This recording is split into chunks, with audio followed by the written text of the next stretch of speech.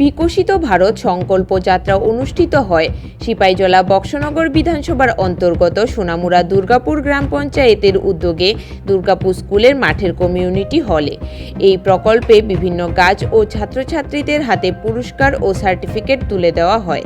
এই কর্মসূচিতে উপস্থিত ছিলেন বিজেপি সংখ্যালঘু মোর্চার রাজ্য সভাপতি তথা হজ কমিটির চেয়ারম্যান শাহ আলম মজুমদার সহ গ্রাম পঞ্চায়েতের প্রধান ও অন্যান্য সম্মানীয় অতিথিবৃন্দ। Bureau report, voice 365। আজকে এখানে দুর্গাপুর গ্রাম পঞ্চায়েতের উদ্যোগে এখানে অনুষ্ঠিত হতে যাচ্ছে।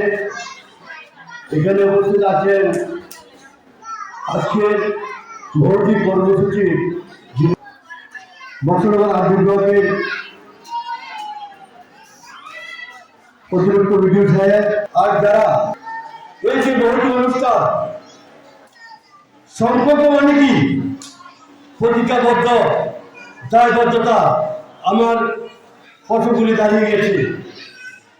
পৃথিবীর সেরা ব্যক্তিত্ব যশস্বী প্রধানমন্ত্রী দামোদর নরেন্দ্র ভাই মোদীজি শুধু ভারতের গর্ব নয়, সারা পৃথিবীর গর্ব।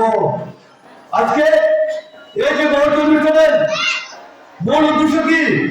কেন্দ্রীয় প্রকল্প, রাজ্য প্রকল্প, এই ভারতবর্ষের 140 কোটি জনগণকে আত্মনির্ভর করার প্রতিজ্ঞাবদ্ধ 2047 সালের মধ্যে বহু গুরুত্বপূর্ণ।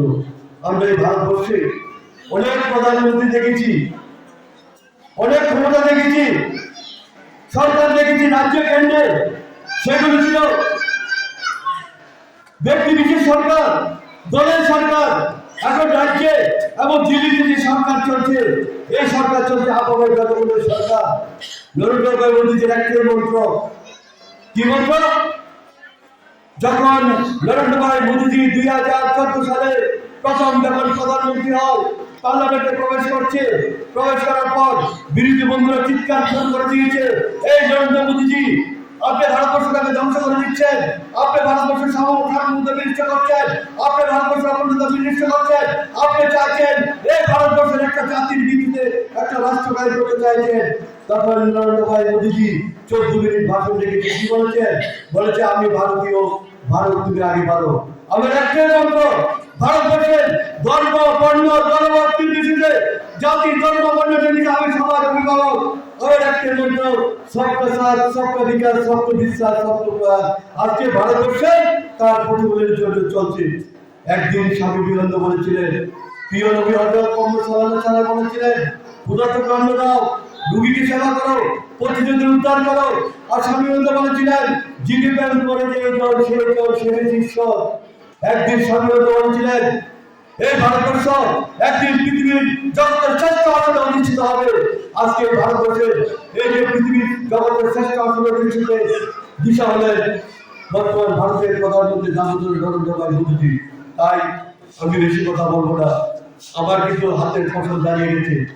বিজেপি দল, বর্তমান যে ভারতবর্ষের সরকার, উনি চাইছেন কি এই সারা ভারতবর্ষে 101 কোটি 40 লক্ষ লোকের আত্মনির্ভর করার জন্য, আত্মনির্ভর করার শর্ত মহিলা, যুবক, যুবতী যারা আছে সবার জন্য। সেই কারণে আজকে এখানে কেন্দ্রীয় প্রকল্প, রাজ্য প্রকল্প নিয়ে কথা হয়েছে। এখানে যারা আধিপত্যরা আছেন, অধিকর্তারা আছেন, আমি আপনাদের কাছে অনুরোধ করে বলছি, সময়ের কাজ সমাজে শেষ করতে হবে। আর আপনারা যারা প্রার্থী, আপনারা কিন্তু একটা পরিবার, সরকার, জনগণ একটা পরিবার, প্রত্যেকের ভিতরে একটা সমন্বয় সাধন থাকতে হবে।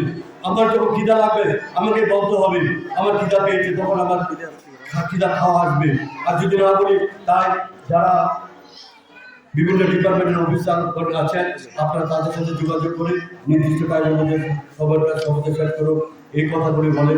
আরও কর্মসূচি আছে, যেমন আমাদের ওই প্রোগ্রামে এগুলো হবে। তাই কালকে যেহেতু পার্ট 2 সুশাসনের, সেটার মধ্যে আপনাদের অনেক কাগজপত্র করার দরকার আছে, এগুলি নিয়ে আসবে। এই কথাগুলি বলে সবাইকে জাতীয় সমাজের করে আমি সংক্ষিপ্ত আলোচনা